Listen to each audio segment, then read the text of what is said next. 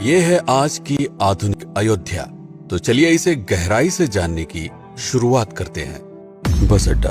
राम मंदिर से 7 किलोमीटर की दूरी पर 14 बीघा जमीन पर 219 करोड़ की लागत से लखनऊ हाईवे पर नया बस अड्डा बनकर तैयार है। Railway station. मंदिर से 1 किलोमीटर की दूरी पर 240 करोड़ रुपए में नया रेलवे स्टेशन डिजाइन किया गया है। भविष्य में अयोध्या से दिल्ली, मुंबई, चेन्नई, बेंगलोर, पुणे, कोलकाता, नागपुर, लखनऊ और जम्मू जैसे शहरों के लिए विशेष रेलगाड़ियां चलाई जाएंगी।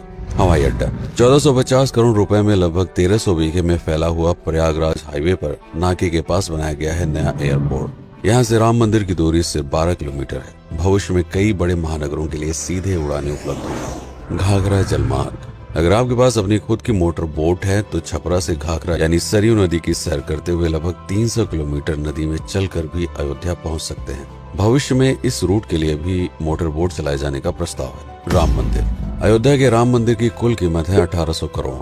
पूरी तरह बन जाने के बाद अयोध्या का मुख्य आकर्षण होगा। राजस्थान के मशहूर मकराना के पत्थरों से आकार लेते इस मंदिर की अनुमानित उम्र होगी लगभग 1000 साल। 22 जनवरी को पहली मंजिल का उद्घाटन होगा, जिसमें राम की बाल्यावस्था की मूर्ति रखी जाएगी। बाकी की 2 मंजिलों का कार्य चलता रहेगा। खजुराहो के मंदिरों की नागर शैली के आधार पर इसे तराशा जा रहा है। मंदिर का कुल क्षेत्रफल 156 एकड़ या 251 बीघा है।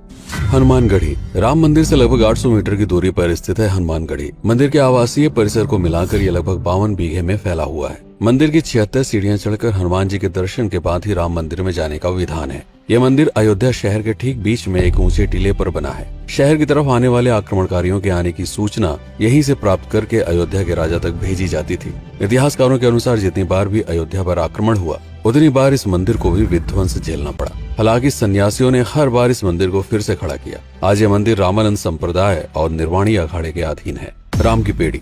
अयोध्या को सरयू नदी की भयंकर बाढ़ से बचाने के लिए इस बांध का निर्माण किया गया था, जिस पर श्रद्धालुओं के स्नान के लिए कई घाट बना दिए गए थे। इतिहासकारों के अनुसार जितनी बार भी बांध टूटता था, सरयू का पानी अयोध्या की गलियों में घुस आया करता था। इसी बाढ़ से बचने के लिए पूरे अयोध्या में जगह जगह पर ऊंचे टीले बनाए गए थे, जैसे राम टीला, हनुमान टीला, लक्ष्मण टीला। आज ये बांध अयोध्या का मुख्य पर्यटन स्थल बन चुका है। हर दीपावली पर यहाँ लाखों दिए जलाकर रामायण की उस घटना को उत्सव के रूप में मनाया जाता है जब श्री राम अयोध्या वापस लौटे थे। अयोध्या के कई बार उजड़ने के पीछे एक कारण इस नदी को भी माना जाता है। हालांकि इसी नदी की वजह से यहाँ पर गन्ने की खेती बड़े स्तर पर की जाती है। लता मंगेशकर चौराहा। नया घाट और बस स्टैंड के पास ही अयोध्या का मुख्य चौराहा 6.7 करोड़ रुपए में बनकर तैयार हुआ है। पद्मश्री से सम्मानित राम सुथार जी ने 2 माह के कठिन परिश्रम के बाद इस 40 फीट लंबी वीणा को आकार दिया। 14 टन की इस वीणा को लता जी के स्मृति चिन्ह के रूप में यहाँ पर लगाया गया है। इसीलिए इसका नाम नया घाट चौराहे से बदलकर लता मंगेशकर चौराहा कर दिया गया है। धर्मपथ। नया घाट से कुछ पहले सड़क के दोनों तरफ 30 फीट ऊंचे 40 सूर्य स्तंभ लगाए गए हैं, जिसे धर्मपथ का नाम दिया गया है, जो श्री राम के राजकुल सूर्यवंश का प्रतीक है।